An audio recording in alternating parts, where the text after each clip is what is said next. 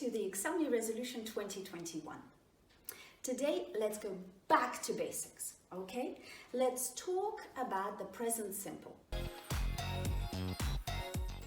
Now, the present simple is one of the most important tenses in English, simply because it talks about the facts. So, for example, the moon goes round the earth. The earth goes round the sun. It's the facts about the world.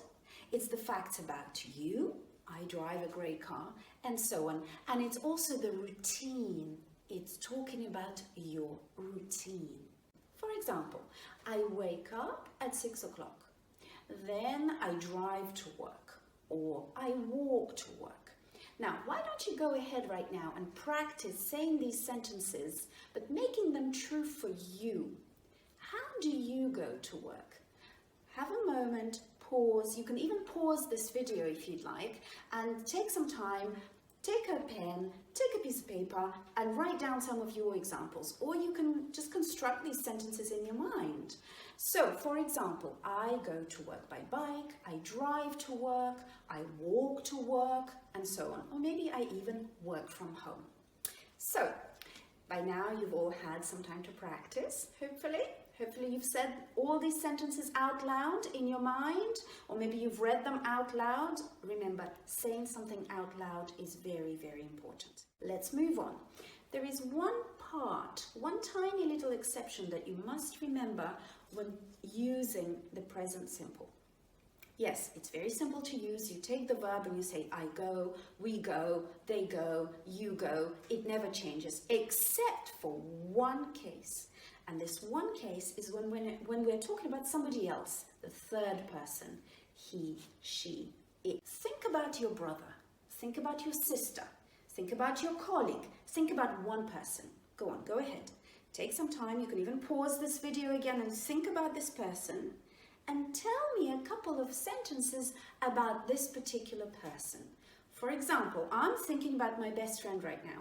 So my best friend Tessa works from home. I need to put the little s at the end of the verb, and that is something very important.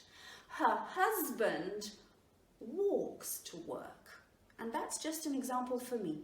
But again, go ahead, take some time for yourselves, pause the video and write down your own examples, and then say them out loud.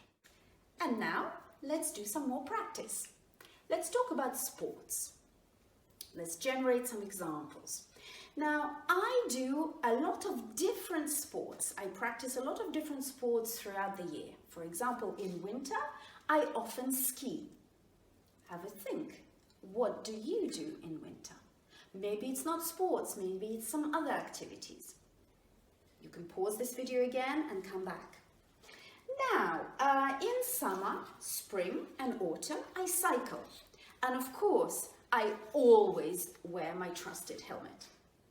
In summer, I also like to go sailing, and I always wear a life vest.